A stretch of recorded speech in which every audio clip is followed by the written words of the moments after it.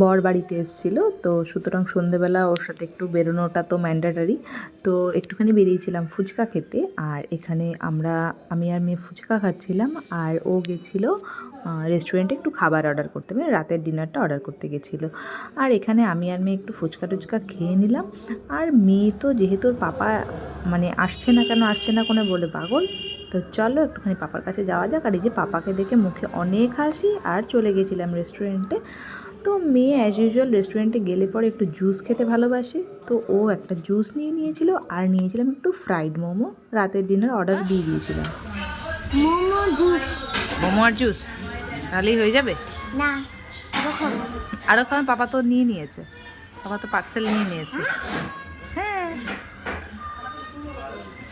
কি আরো ঘুরবো, কথাটা বলবো। দিদিকে এখন ফোন করবো, টিউশন টিচার চলে এসেছে। হ্যাঁ, আমরা এখানে বসে রয়েছি, টিউশন টিচার চলে এসেছে। এবার বলছি মাম্মাম জাস্ট চিল, আমরা আরেকটু ঘুরে তারপরে যাব, মানে পড়া বাং করার আর কি।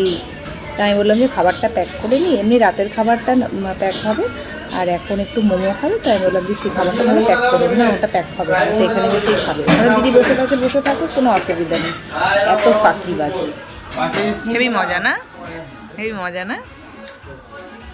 তো আমাদের খাওয়া দাওয়া হয়ে গেছিলো, আমরা বাড়ি চলে এসেছিলাম। ফিশ ফ্রাই নিয়েছিলাম মা বাবার জন্য, খাচ্ছিল। আর রাতের ডিনারের জন্য নিয়েছিলাম বাটার নান, আর হচ্ছে মিক্সড ফ্রাইড রাইস, আর দুটো চিকেন কষা। তো ব্যাস এইটুকুই ছিল আজকে ছোট্ট একটা ব্লগ।